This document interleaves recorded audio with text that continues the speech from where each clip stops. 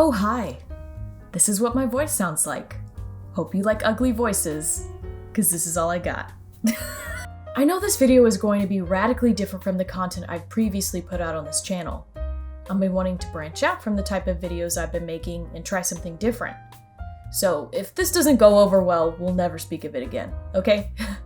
That being said, I do like making the recap / funny whatever videos, and more of those will be coming in the future. This is just kind of a test run of sorts.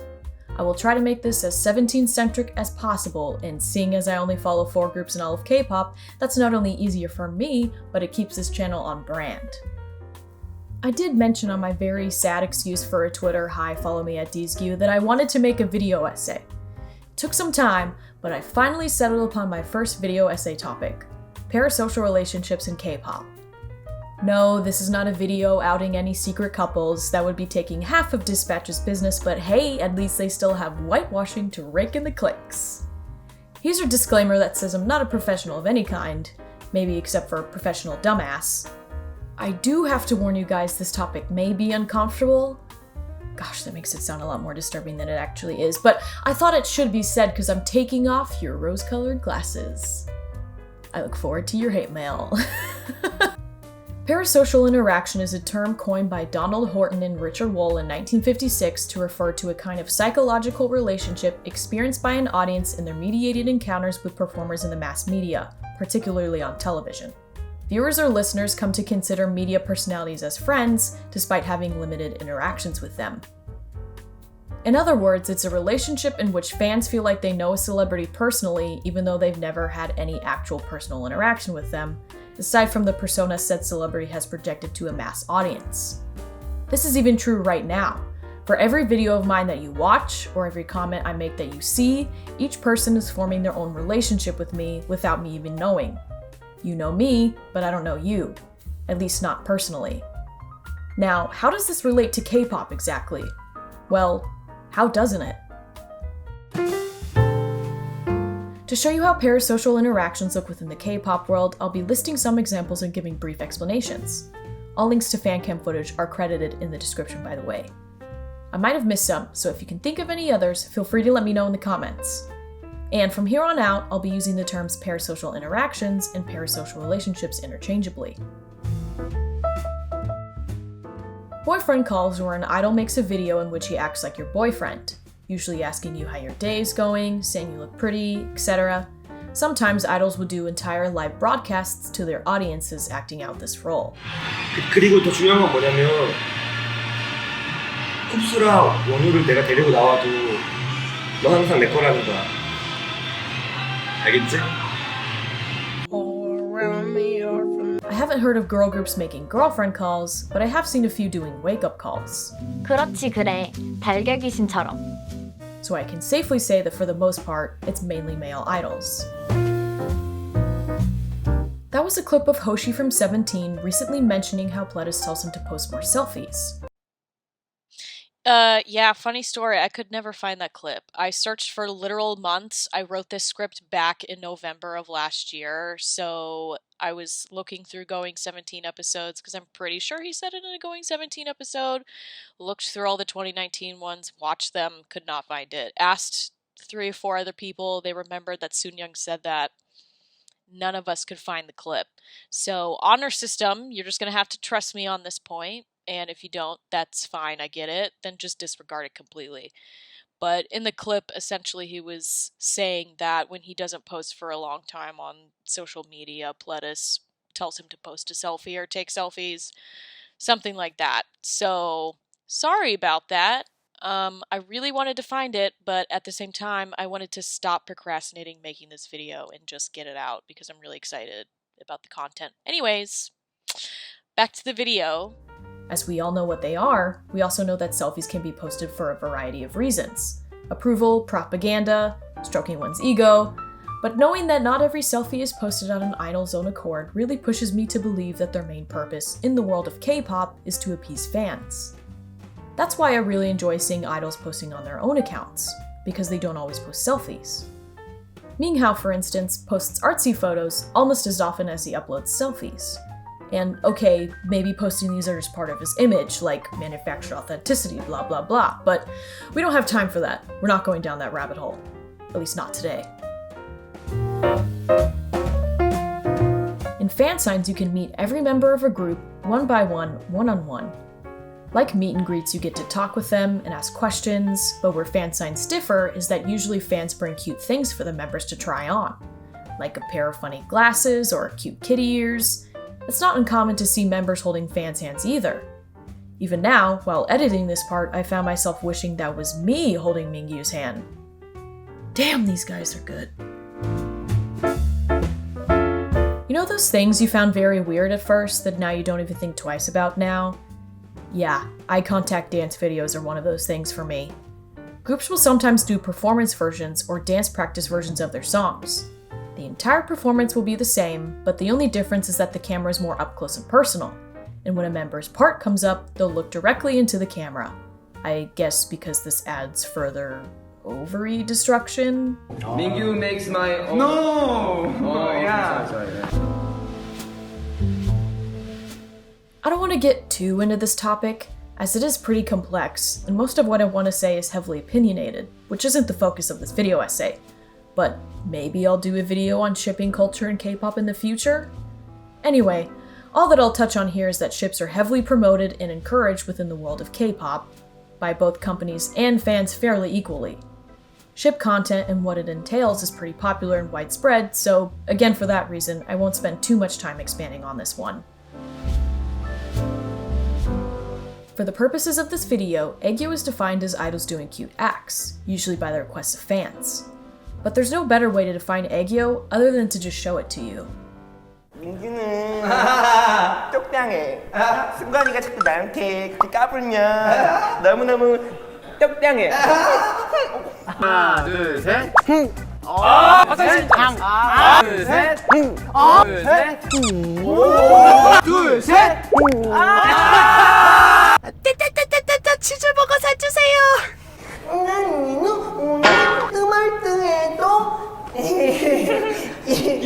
어디 벗어 이러고 있대요. 전혀 창피하지가 않아요. 왜냐고요? 1등 위해서 저는 무엇이든지 할 수 있습니다. I fear no man, but that thing, it scares me. This point is a bit different than the previous ones because it's not necessarily a gesture done for a group's own fans, but rather for the fans of another. Of course, we don't know whether this is done to gain approval, garner recognition, or just done out of pure fun, but it's easy to see that a group covering another, be that song or choreo or both, does gain the praise and attention of said group's fans. This point encompasses more examples that are either subgroups of the aforementioned points, for example, a menpa question that is answered cutely, an answered fan sign question about an idol's ideal type, etc., or less specific acts of fan service that I didn't really think were prevalent enough to get their own section, like an idol filming themselves performing on a fan's phone. Now that we've covered the K-pop world applications of parasocial interaction, let's get to what inspired this video in the first place: the dating thing. After being a K-pop fan for over 5 years, I still haven't gotten used to the secrecy of idols dating and the scandals around it. I believe a huge problem of why idols dating or even scandals in the first place are in part due to parasocial relationships. I'll show you what I mean. Company or idol tells fan they can date them, fan buys into what company or idol tells them, idol chooses a partner that isn't fan gets mad that idol didn't choose them. I've seen this sequence of events play out over and over again and have negative consequences for both idols involved. Their careers are somehow tainted because they're searching for or found love. Without a doubt, I think this is the only actual, real, harmful aspect of parasocial relationships, since it can derail and destroy an idol's career and mental health. Why would companies want to utilize and encourage parasocial interactions then?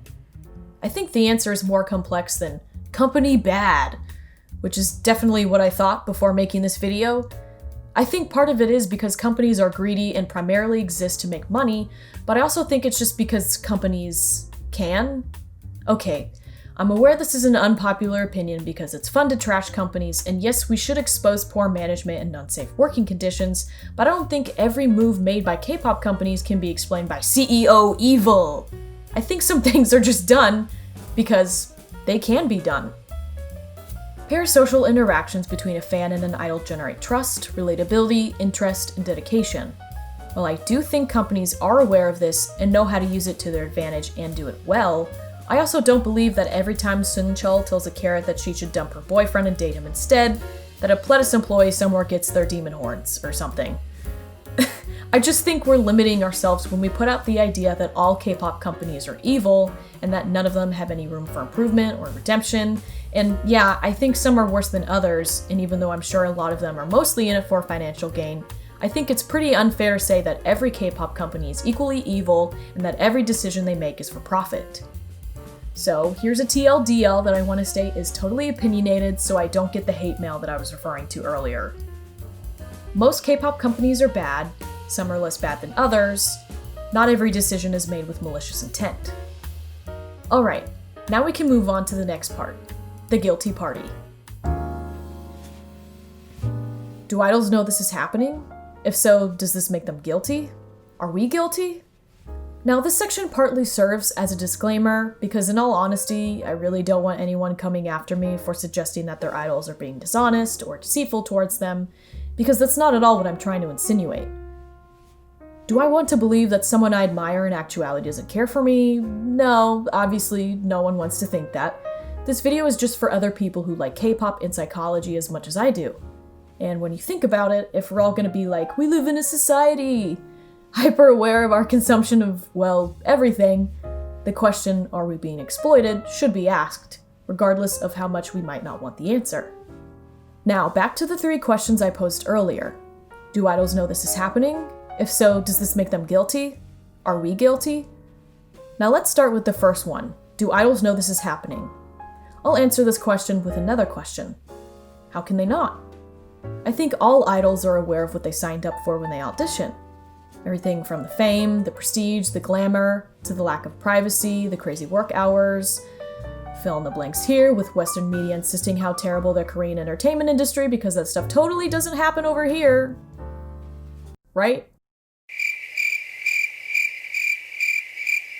However, idols knowing the good and bad aspects of the K-pop industry does not equal idols being complacent. For example, I know how problematic colleges in America are. Just to list a few issues: censorship, institutionalized racism/sexism/homophobia, the large and dangerous amounts of stress forced upon its students, and of course, how expensive it is. The list goes on. However, this does not make me, a college student, complacent. I'm aware of all these issues. I don't condone or excuse any of them. Unfortunately, the institution that denies me my 8 hours will be getting my money at the end of the day, and if that isn't the biggest sting of all time, I don't know what is, but that's neither here nor there. Anyhow, in the same way, I'm sure there are K-pop idols who are aware of the issues within their industry and aren't okay with them. But seeing as this is the career that they decided to pursue, with them comes a necessary evil. The necessary evil in this case being the industry's reliance on parasocial relationships that their groups create with fans, who are mostly females between the ages of 13 and 25, to profit off their loneliness, pining, or idolization. Because at the price of this necessary evil comes a profit. But does this make us, the audience, complacent if we continue to support the K-pop industry? I mean, I'm the one making an entire video on this. Doesn't that for sure make me guilty? The answer to that one is no. I don't think it does. Like my earlier example of my issue with colleges in America, us even having this dialogue proves that we're not being complacent. Personally, I believe as long as we're aware of it and not just allowing it to happen, I don't think it poses any real problem here. And I'm by no means saying enjoying any fan service is bad. You can like ships, enjoy aegyo, go to fan signs. I'm not saying K-pop bad or K-poppy's bad, but rather, in the words of Lindsay Ellis, Thing exists. Above all, we can criticize media we enjoy and still be a fan of it. Personally speaking, the more I see 17, the better I feel. That's why I follow a bajillion 17 fan sites, buy their merch, have a YouTube channel dedicated to them. The list never ends. But I don't have to excuse every mistake they make, because they will make them. They're human. It's no different than having friends. Friends may irritate us sometimes or make bad decisions, but we still love them. Media is no different. Writers, directors, singers, artists, or in this case, idols, may make questionable decisions, and you can criticize their choices and still support them, within reason, of course. Now that we've gotten the difficult parts to stomach out of the way, you'll hopefully find these last two parts to be much happier.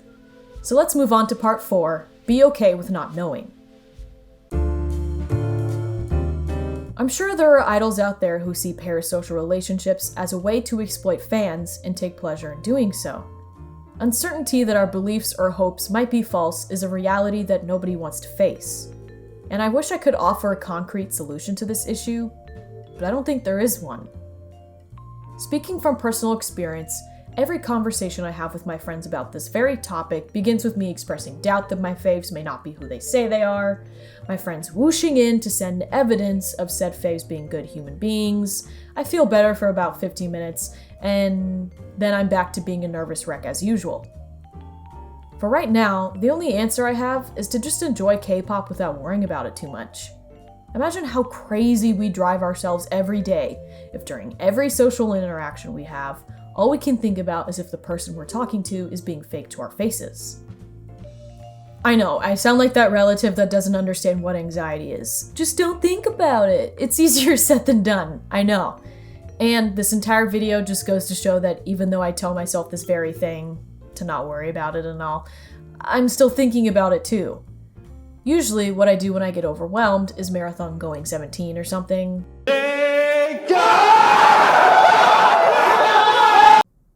That seems to work. And if there's one thing I want you to take away from this video, it's that it's not all bad.